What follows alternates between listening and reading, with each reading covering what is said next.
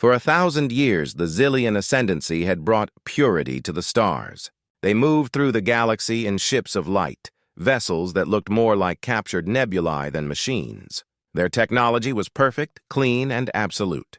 They ran on harnessed starlight. Their weapons were beams of focused, clean energy, and their shields were flawless fields of symmetric force. They saw the universe as a beautiful, logical equation, and any species that introduced chaos, filth, or illogic into that equation was not just an enemy, it was an error, a mistake to be corrected. And so they corrected them.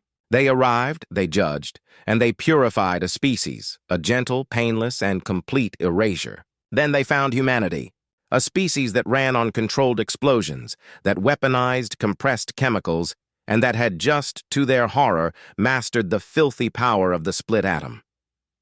The Zillions, in their infinite, arrogant wisdom, declared humanity the ultimate error, and they began the great final correction. What they failed to understand is that you can't erase a species that has already mastered the art of surviving itself.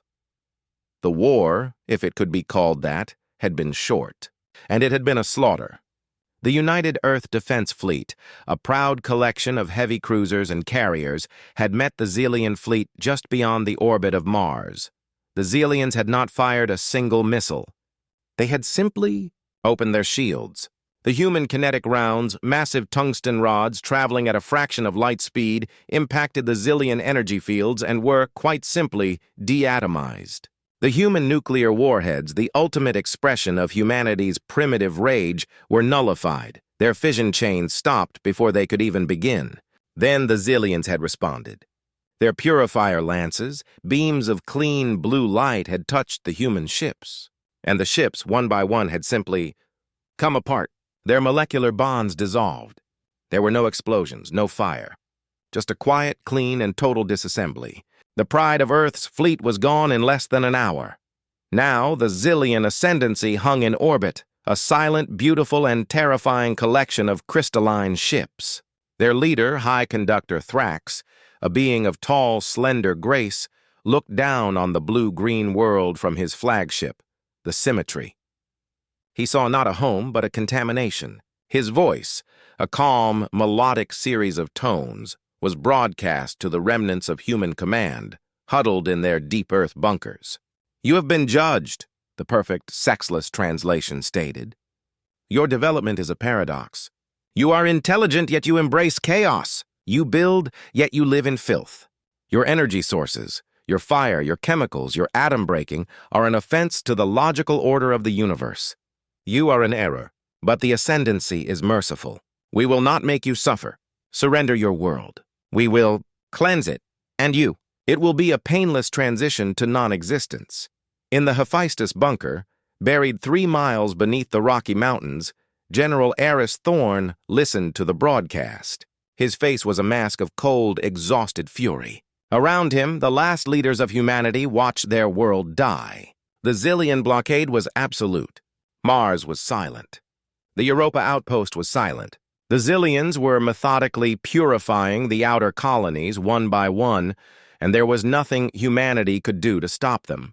"They think we're dirty," Eris muttered, his knuckles white on the command table. "They think we're an error." He looked at a single flickering red light on his tactical map. It was a signal from a hidden dock, deep in the Kuiper Belt, on the shadowed side of a forgotten moon of Titan. "They have no idea," he whispered, "what dirty really means." The Zillions had scanned Earth and its system. They had cataloged every warship, every missile silo, every energy signature. They had found the Hephaestus bunker. They had found the other hidden command centers. Their logic was perfect.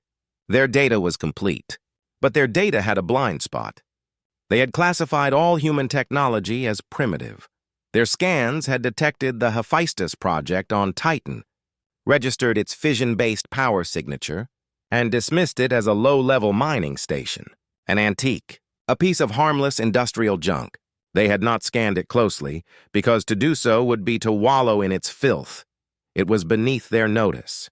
And in that single arrogant oversight, they had sealed their own fate. Deep in that icy, silent dock, a ship was venting steam. It was not a ship of light.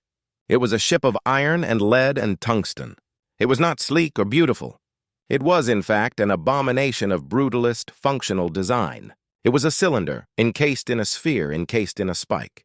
Its name was the Ethelred, an old human name that meant ill-advised. It was a ghost project, a weapon of last resort, built in secret by paranoid old men who remembered a time when war wasn't clean.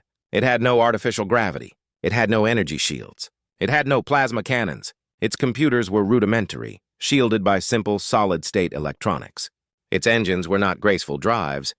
They were a collection of repurposed chemical burn rockets, the kind used to move asteroids. And at its heart was not a clean Starlight reactor. At its heart was a massive, uncontrolled, military-grade fission pile, a reactor designed not for efficiency, but for raw, terrifying, and dirty power.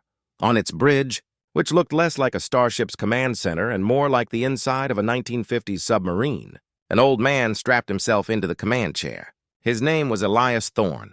He was a retired captain, a relic from an older, messier time. He was also General Eris Thorne's father, and he was dying, not from the Zillions, but from cancer, a dirty disease that was ravaging his body. When the call had come, he had volunteered. His crew was like him, 12 men and women all over the age of 70, old engineers who still knew how to read a pressure gauge, who knew how to patch a steam pipe, who knew how to tame a fission pile with their bare hands. They were, all of them, relics. "Reactor is hot," his chief engineer Anya said, her voice crackling over the intercom. She was 78 years old and had forgotten more about nuclear physics than the Zillions would ever know. "Steam pressure is green. Chemical propellant is, well, it's stable. For now." Elias gripped the cold steel controls. He looked at a small faded photograph taped to the console. It was his son Eris as a boy. "They think they're better than us, Anya," Elias growled, his voice a gravelly rasp. "They think they're clean. They're about to find out that there's a reason we mastered the atom before we mastered ourselves." He opened a channel to the Hephaestus bunker. "Eris, my boy, we're lit. Tell the Zillions. We accept their terms. Tell them we're sending our ambassador." General Eris Thorne closed his eyes, a single tear cutting a path through the grime on his face. He nodded to his communications officer. The officer sent a message to the Zillion flagship. "High Conductor Thrax, we surrender. We ask for terms. We are sending a single ship, an envoy, to your command station to discuss the transition." On the symmetry, Thrax heard the message, and a feeling of logical satisfaction settled over him. The error was correcting itself. "They are sending a ship?" he inquired, his melodic voice curious. "A single unarmed envoy, how primitive and emotional. Very well, allow it to approach. Let us see this final pathetic gesture of a dying species." Back on Titan, the massive docking clamps on the Ethelred retracted with a groan of tortured metal. Elias Thorne pushed the throttle forward. "Engage main thrusters," he ordered. "Let's go show these clean freaks what a real weapon looks like." With a roar of controlled chemical explosions that shook the very moon it was buried in, the ugliest, dirtiest, and most dangerous ship in human history lumbered out of the darkness and set a slow, steady, and unstoppable course for the Zillion fleet. The Zillion Ascendancy watched the human envoy ship crawl out of the darkness of the outer system. Their sensors, designed to detect the subtle, clean energies of Starlight drives, were initially baffled. The Ethelred was a screaming, chaotic beacon of filth. It was radiating heat in massive, uncontrolled plumes. Its chemical engines were spitting a trail of ionized particles and base elements. And at its center, the fission signature was so loud and unshielded that the Zillion analysts recoiled in disgust. "High Conductor," the chief analyst reported, his melodic voice strained with disbelief. "The approaching vessel, it is an antique. Its primary propulsion is chemical combustion. It is burning hydrocarbons. And its power source, it is a Mark I fission pile, unshielded, incredibly dirty. It is leaking gamma and neutron radiation into its own hull. On the bridge of the symmetry, High Conductor Thrax processed this. A ship that poisoned its own crew? A ship that moved by burning things? It is a museum, Thrax declared. A final, pathetic gesture. They are sending us their history to beg for their future. He was almost amused. The error was more profound than he had imagined. Order the picket ship the clarifier of intent to intercept. Do not destroy it. This thing is not a threat. Simply disable it. Latch onto it and bring it here. I wish to see the primitives who would pilot such an abomination.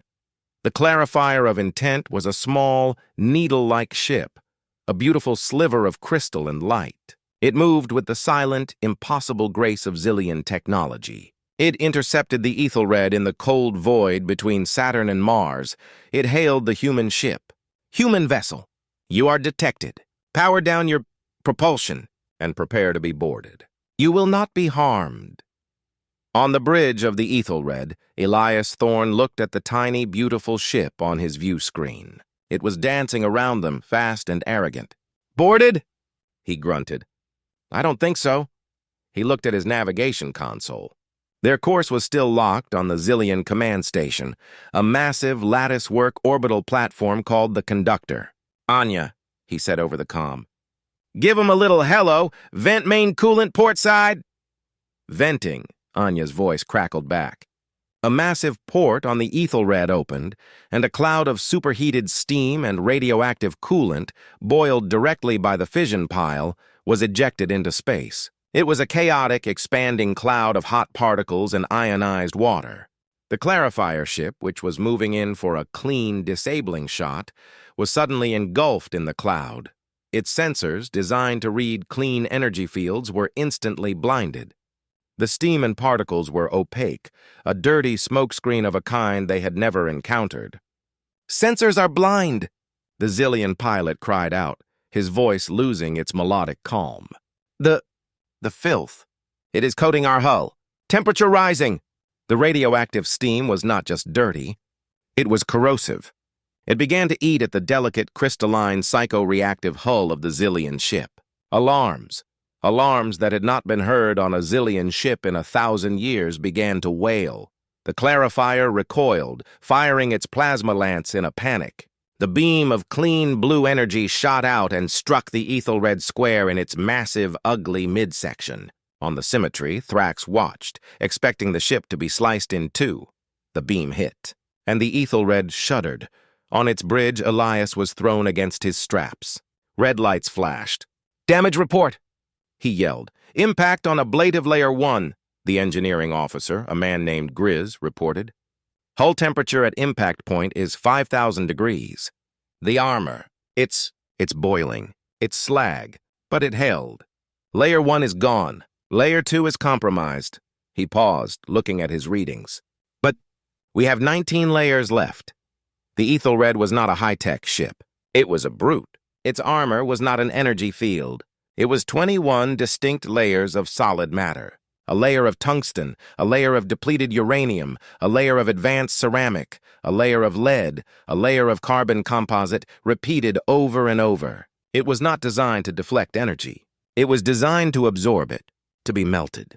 It was a solid iron wall, meters thick, designed to take a beating from old-fashioned primitive nuclear weapons. Against the clean plasma of the Zillions, it was absurdly, stupidly, and effectively resilient. The Zillions were using a surgeon's scalpel to try and cut through a mountain. On the symmetry, Thrax was no longer amused. He was confused. This was illogical. The energy output of his ship's lance should have destroyed the primitive vessel. But the data was clear. The ship's armor was ablating. It was melting, layer by layer, absorbing the energy through sheer brute force mass. This is inefficient, Thrax stated, his mind struggling to comprehend such a primitive design. It is a brute force solution. It is ugly. He ordered the clarifier to fire again. The smaller ship fired, and again and again. Each time, a new scar of molten slag would appear on the Ethelred's hull. The human ship was now a pockmarked, melting, and utterly terrifying piece of junk, and it was still coming. It had not altered its course. It had not fired a weapon. It just moved. High Conductor, the analyst said, his voice now tinged with something new, fear. The envoy ship is not responding. It is maintaining its course and speed, and, sir, its course is a direct collision vector with the Conductor. A cold, logical dread settled on the Zillion bridge. A collision? Thrax said. A kinetic attack? They think to ram us? The impact of such a low-mass object, even at this speed, will not even scratch the conductor's structural integrity field. It is a futile, emotional gesture. I do not think it is the kinetics they are relying on, High Conductor, the analyst said, his slender fingers trembling as he pointed to the reactor reading. The fission pile. It is unstable. They are not running it. They are overloading it. The reaction. It is approaching a critical state. Thrax stared, and for the first time in his logical, perfect life, he understood. The ship was not an envoy. It was not a kinetic weapon. It was a bomb. A dirty bomb. A suicide ship, piloted by primitives who were willing to poison themselves just to deliver a payload of radioactive filth into the heart of the Zillion fleet. This was not war. This was barbarism. This was an abomination. All ships! High Conductor Thrax's voice, for the first time, lost its melody. It was a sharp, high-pitched command. All ships in the blockade! Destroy that! That abomination! Destroy it now! Do not let it get close to the conductor! The entire Zillion fleet, dozens of ships of light and crystal, turned their attention from the blockaded Earth to the single, lumbering, and now terrifying human ship. It was like a fleet of eagles, suddenly noticing that the wounded, crawling rodent they had been toying with was, in fact, a live grenade. Beams of pure, clean plasma lanced through the darkness. The Ethelred was engulfed in a storm of blue light. On its bridge, it was hell. The ship screamed. Metal, thicker than a tank's armor, boiled and vaporized from the hull. The ship's outer layers, the first 10 layers of its brute force armor, were slagged away in minutes. Kinetic impacts from Zillion railguns, which fired small, clean needles of dense matter, began to punch through the weakened sections. Hull breach in engineering, Grizz yelled, his console exploding in a shower of sparks. We've lost the port engine cluster! The ship is tumbling! Anya, status on the reactor. Elias roared, fighting the controls, his old frail arms straining as he tried to correct their spin. It's not pretty, Captain. Her voice crackled, laced with static. The control rods are barely responding. The Zillion energy it's interfering with the reaction. It's accelerating it. It's going critical faster than we planned. Just keep it together, Elias yelled. Just keep us pointed at that damn station. He looked at his navigation. The Ethelred was a burning wreck. It was venting atmosphere. Its chemical engines were dead. It was tumbling end over end, but it was still moving. Its simple, massive momentum, a concept the Zillions, with their anti-gravity drives, had deemed primitive, was still carrying it forward. They were now a very large, very angry, and very radioactive cannonball, and they were unstoppable. The Zillions watched in horror. Their weapons were working. They were destroying the ship, but it wasn't stopping. It was like a primitive human zombie from one of their horror films, a concept their analysts were now frantically cross-referencing. The ship was dead, but its body was still coming for them. High Conductor! The analyst shrieked. Their propulsion is gone, but their inertia. It is still carrying them. Impact in 5 minutes! This is illogical, Thrax screamed. Why is it not vaporizing? Our lances should unmake it. It's mass, the analyst cried. It is too dense. It's not advanced technology. It's just matter. We are flaying it, but its core remains. We cannot destroy it fast enough. The Zillions, in their arrogance, had built their weapons to deatomize the complex components of a starship, its shields, its computers, its drive core. They had never imagined a species primitive enough to build a weapon that was essentially a solid mountain of metal. Their clean weapons were designed for surgery. Humanity had just thrown a rock. On the bridge of the Ethelred, the life support was gone. The air was a toxic, freezing fog. The crew had succumbed one by one to the vacuum and the impacts. Grizz was slumped over his console, a kinetic needle having passed cleanly through the hull and his chest. Anya's channel was silent. Elias Thorne was alone. His ancient cancerous body was failing. His lungs burned. Black spots danced in his vision. He was strapped to his chair, his hands, frozen blue, still gripping the manual thruster controls. He looked at the massive, beautiful crystalline structure of the conductor filling his entire view screen. It was the heart of the Zillion fleet, their command center, their home. It was so clean. You wanted us corrected, he rasped, his breath fogging in the frigid air. You think you're so pure. He reached for a single large red lever on his console. It was the manual override, the final screw-you of human engineering. It was the switch that would jettison the reactor's primary shielding and detonate the core manually upon impact. It was not just a suicide mission. It was a martyrdom. The Zillions, watching their instruments, saw the reactor signature spike into an impossible, terrifying red. The radiation output jumped 1,000-fold. The human was not letting the reactor go critical. He was forcing it. He was weaponizing the meltdown.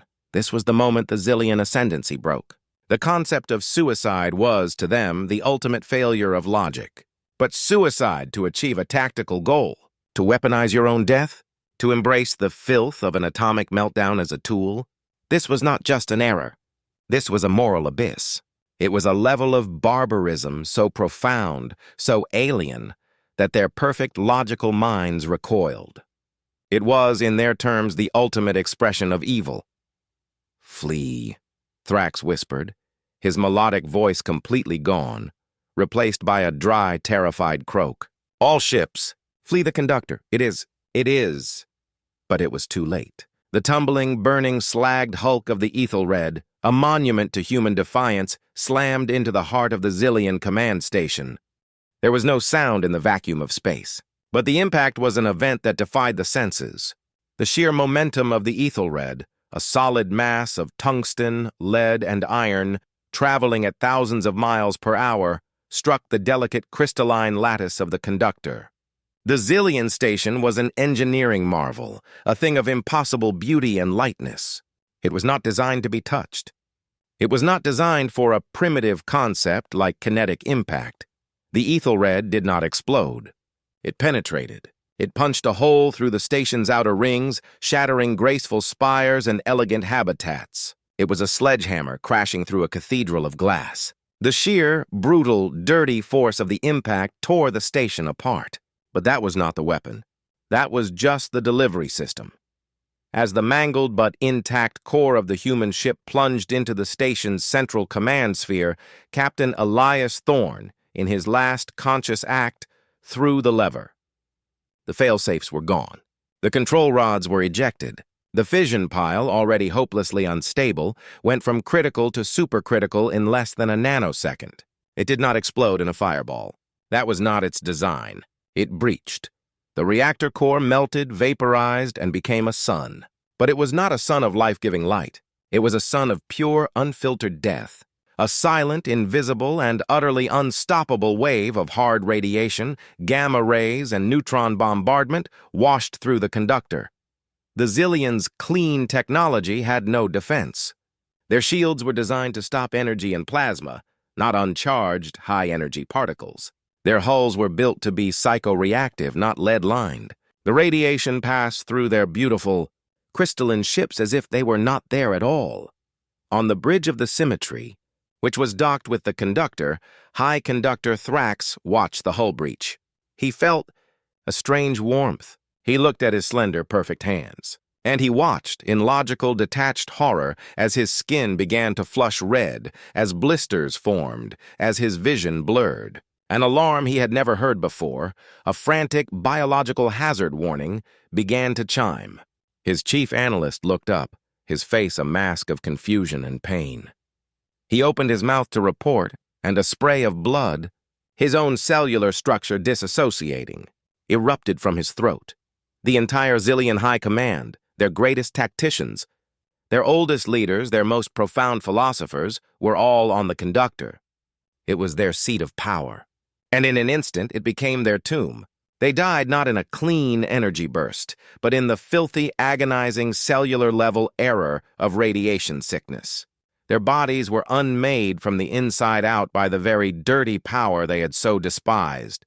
The Zillion fleet, the dozens of ships that had been blockading Earth, watched it happen. They saw their command station shattered. They saw it go dark. And their short-range sensors, they detected the poison. the invisible, lethal radiation pouring from the wreck like a plague, their logic fractured. Their high conductor was gone. Their entire command structure was decapitated. And the error, the primitive species, had just used a weapon so barbaric, so unthinkable, that they had no protocol for it. They had no defense against it. Their clean ships were now, all of them, contaminated by proximity. The very space around them was dirty. The Zillion captains, for the first time in their history, were independent. And they all came to the same terrified, logical conclusion. A species willing to do this. A species willing to kill itself just to poison its enemies. A species that wielded atomic fire and death as a weapon. This was not an error. This was a void. A thing of pure, black, illogical chaos. A panic, a very human and chaotic panic, tore through the Zillion fleet. One ship, then two, then a dozen turned and fled. They jumped to hyperspace, not in an orderly retreat, but in a frantic, terrified rout. They were not just fleeing a lost battle. They were fleeing a contamination, a moral filth that they feared would infect them all. In less than an hour, the skies above Earth, once filled with the beautiful, terrible light of the Zillion ascendancy, were empty. In the Hephaestus bunker, the sensors went blank. The Zillion signals were gone. "General," the communications officer whispered, his voice trembling. "General Thorne, I don't detect them. They're gone. The blockade is broken." General Aris Thorne stood, his body shaking. He looked at the last garbled transmission from the Ethelred. It was just a burst of static, and then a single, faint, distorted word that sounded like, "Son." Aris sank to his knees, the weight of the victory and the cost of it crashing down on him.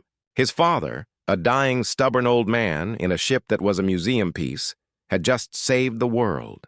He had not won by being stronger or faster.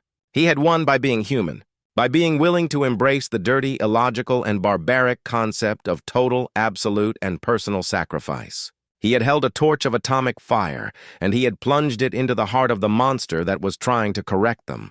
The ill-advised ship had been the only advice that mattered. The silence in the aftermath was deafening. Humanity, shattered and on its knees, slowly emerged from its bunkers. They looked up at a sky that was, for the first time in months, truly their own. The Zillion fleet was gone. They had not just retreated. They had vanished. They had run, terrified, from the plague that was humanity. The wreck of the conductor and the Ethelred was a new, terrible star in Earth's orbit, a mausoleum of metal and crystal, and a lethal bubble of radiation that would serve as a warning for centuries. General Aris Thorne, now the de facto leader of a reborn human race, gave his first order: send a rescue and retrieval mission to the outer colonies. What they found was silence. The Zillions had been purifying them one by one, but the fleet's rout had been so sudden, so absolute, that the last two colonies, Triton and Oberon, had been spared, their purification ships fleeing in the middle of the operation. Humanity was scarred, diminished, but it was alive. And it was, for the first time, utterly united. The Zillion correction had, in its arrogance, done the one thing humanity could never do on its own. It had erased all borders, all tribes, all conflicts. There was only us. News of the Zillion ascendancy's defeat spread through the galaxy like a shockwave. The Zillions, the purifiers, the perfect species that had judged and culled dozens of errors, had been broken. Not by a superior fleet, not by a more advanced technology, but by a single primitive suicide ship. The galactic community was stunned. The species they had all pitied, the dirty bipeds from Sol 3, had done the impossible. A delegation from the Galactic Concordat, a collection of species that had long lived in quiet fear of the Xylians, arrived in the Sol system 6 months later. Their ships were cautious, staying well clear of Earth's orbit, requesting permission to approach. They did not come with demands. They came with awe. The lead delegate, a being of silicon and light, met with General Aris Thorne. We do not understand," the delegate's translator stated. The ascendancy was absolute. Their logic, their technology, it was perfect. How did you... Aris Thorne, his face aged by grief but his eyes hard as steel, stood before them. He did not boast. He did not threaten. He simply told them the truth. "You are correct," Eris said, his voice calm and steady. Their technology was perfect. Their logic was pure. But they made one critical error. They believed that clean and perfect was the same as strong. They mistook our filth, our emotions, our chaos, our anger, our love for weakness. He paused, looking at the image of the Ethelred's wreck, which was now a memorial. They came to correct us. They judged our technology, our fission, our chemical rockets as dirty and primitive. And they were right. It is dirty. It is primitive. It is messy and chaotic and dangerous, just like us. The Zillions had a word for us, Eris continued. They called us an error. They were wrong. We are not an error. We are survival. We will use fire. We will use rocks. We will split the atom and unleash its unholy poison. We will build ships of solid iron and fly them with our dying, stubborn old men. We will do whatever it takes to remain. The Zillions' logic did not allow for that. Their philosophy had no place for a species that would rather die in a radioactive fire of its own making than live in the perfect order of an enemy. The delegate was silent, processing this. The illogical concept of a martyr's victory, the barbaric embrace of self-destruction as a tool. Finally, the delegate bowed. It was not a bow of submission. It was a bow of profound and terrified respect. We see, the delegate said. The Zillion ascendancy has corrected itself. They have fled this quadrant of space. They have declared your system the taint, a place of illogical moral poison. They will never return. The delegate looked at Eris, and the galaxy learned its new final lesson about humanity. You are not an error. You are an absolute. You are the species that will embrace any filth to survive. You are the species that will weaponize death itself. The galaxy will leave you alone. Humanity was left to rebuild. They were scarred, but they were free. The galaxy no longer saw them as a primitive species to be pitied or corrected. They saw them as the illogical species, the dirty species, the one species in the universe that had proven that courage, in its rawest, most sacrificial, and most barbaric form, was a force more powerful than any perfect logic. And the wreck of the Ethelred, humanity's ill-advised warship, would orbit Earth forever, a monument to the old, angry man who proved that nothing in the galaxy could withstand a human who had, truly and completely, decided to fight back.